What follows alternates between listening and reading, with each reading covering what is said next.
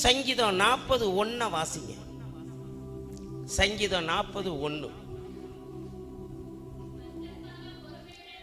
கர்த்தருக்காக பொறுமையுடன் காத்திருந்தேன், அவர் என்னிடமா சாய்ந்து என் கூப்பிடுதலை கேட்டார். மகனே ஏன் கூப்பிடுற? மகளே ஏன் கூப்பிடுற? என்னுடைய ஊழியக்காரனே நீ ஏன் கூப்பிடுற?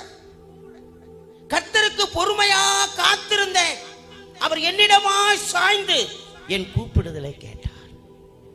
தேவ சமூகத்தில் காத்திருக்கிற உங்களுடைய என்னுடைய கூக்குரலை கேட்கிற தெய்வம் நம்ம ஆண்டவருக்கு ஜெபத்தை கேட்கிறவர். அல்லேலூயா, அல்லேலூயா. ஆகார் பேர் வைக்கிற என்னை காண்கிற தெய்வம். உன்னுடைய கண்ணீரை, பிரச்சனையை, வேதனையை, போராட்டத்தை, நிந்தனையை பார்த்து கர்த்தர் நினைத்து பரலோக தெய்வம் இன்னைக்கு இறங்கி வந்து பேசிக் கொண்டிருக்கிறார். அல்லேலூயா. கர்த்தருக்காக பொறுமையாய் நான் காத்திருந்தேன், அவர் என்னிடமாய் சாய்ந்து என் கூப்பிடுதலை கேட்டார்.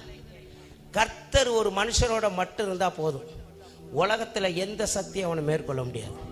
இந்த உலகம் முழுவதும் இந்த பக்கம் நின்று கர்த்தர் ஐயா பக்கம் நின்னுட்டா இன்னைக்கு தான் டோர் ஓபன் ஆயிருக்கு. அல்லேலூயா. யுத்தம் கர்த்தருடையது. இனி சபை காலியா இருக்காது. இந்த சபையில நாற்காலி காலியா இருக்காது. நாற்காலி இல்லைங்கிற சண்டை சீக்கிரத்துல வரும். கையை தட்டி கர்த்தர் நாம தேவைப்படுத்தும். அல்லேலூயா. அப்போ கர்த்தருக்கு பொறுமையா காத்திருந்தேன், அவர் என்னிடமா சாய்ந்து என் கூப்பிடுதலை கேட்டார். எப்பா எத்தனை வருஷமா கூப்பிட்ட ஆத்துமா வேணும், எத்தனை வருஷமா கூப்பிட்ட.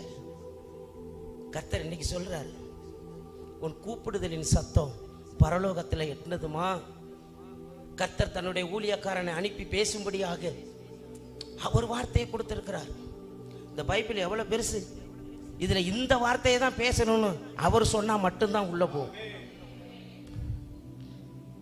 அவர் சொன்னார், கர்த்தருக்காக பொறுமையோட என் சமூகத்தில் காத்திருந்த என் அன்பு மகள், என் அன்பு மகன் எல்லாரும் வந்திருக்கிறாங்கப்பா.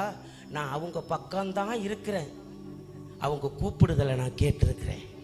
அதனால நான் நினைச்சிட்டேன் நான் ஆசீர்வதிக்க போறேன், நான் நினைச்சிட்டேன் நான் உயர்த்த போறேன், நான் நினைச்சிட்டேன் நான் விடுதலை பண்ண போறேன், நான் நினைச்சிட்டேன் இந்த சபையில எழுப்புதலின் வல்லமையை ஊத்த போறேன்.